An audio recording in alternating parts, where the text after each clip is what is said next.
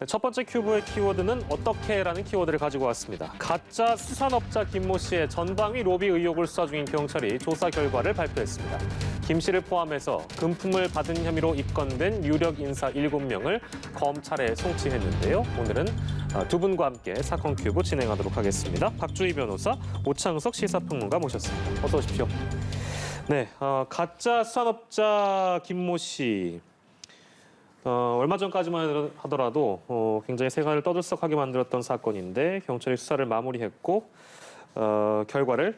수사 결과를 발표를 했습니다. 사건의 개요를 다시 한번 짚어보고 자세한 이야기 이어가도록 하겠습니다. 오창석 평론가께서 좀 해주시겠어요? 네, 가짜 수산물업자 김모 씨와 관련된 로비 의혹이 정관계 그리고 경찰과 그리고 검찰 그리고 언론인, 정치인을 가리지 않고 이어졌습니다. 일단 처음에 이 김모 씨가 감옥에 있을 때 한 언론인을 만나서 처음부터 이제 인맥이라고 하죠. 인맥을 넓혀갔던 것으로 보입니다. 그리고 나서 본인을 스스로 이제 포항에 있는 구룡포의 큰 이제 상속자라고 소개를 했었죠. 500억 원대다, 1000억 원대다라고 얘기를 했었고 자신의 SNS를 통해서 명품 슈퍼카라든지 펜션을 통해서 자신의 재력을 과시했고 이 부분에 대해서 많은 사람들이 쉽게 속아 넘어간 것으로 보입니다.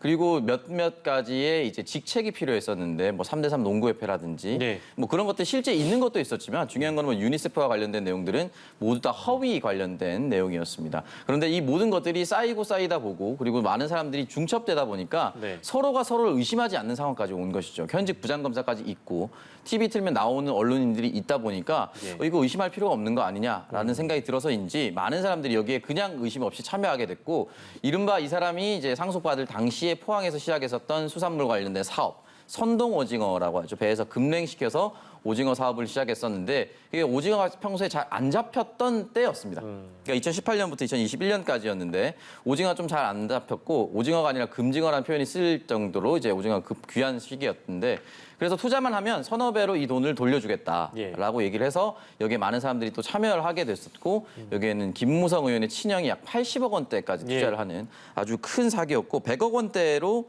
지금 현재는 추정을 하고 있고 이 가짜 수산물업자 김 씨 같은 경우는 이 내용을 꼼꼼히 자신의 휴대폰 등 이제 노트를 통해서 기록을 하는 것으로 나타나 있습니다. 그렇기 때문에 그동안 언론에도 많이 알려졌지만 검찰 또는 경찰 조사를 통해서 더 많이 알려지고 지금 해당 수사의 대상에 오른 사람들이 대부분 현재 입건이 된 상태입니다. 예, 총 경찰이 7명이라고 유력 인사들을 밝혔는데요.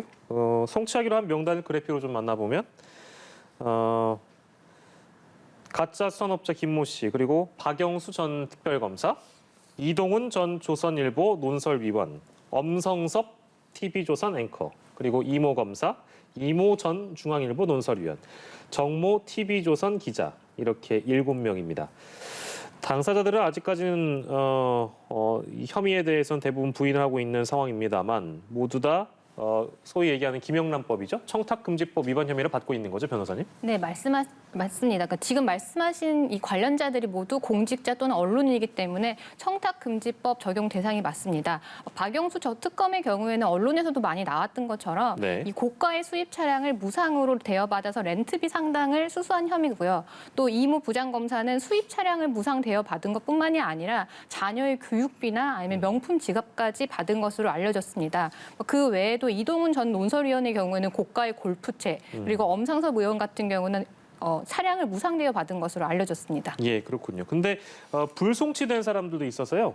배모 전 포항 남부경찰서장 그리고 주호영 국민의힘 의원은 불송치가 됐는데 구체적으로 이분들도 어떤 혐의를 받고 있었는데 이런 결정이 났을까요? 네, 일단 여기에 대해서 이제 방송을 보시는 분들이 야당 관계자인 뭐 정봉주 전 의원도 있지 않느냐라고 말씀하실 것 같아서 미리 말씀드리면 예. 당시 현직 공직자가 아니었습니다.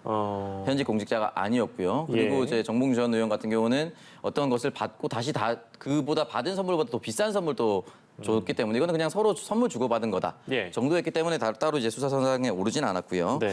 주호영 의원 같은 경우는 이제 대게와 한우 세트를 받고 자신의 지인인 승려에게도 좀 전달을 해달라라는 이제 부탁을 받고 이제 참고인 조사를 받고 있는데요.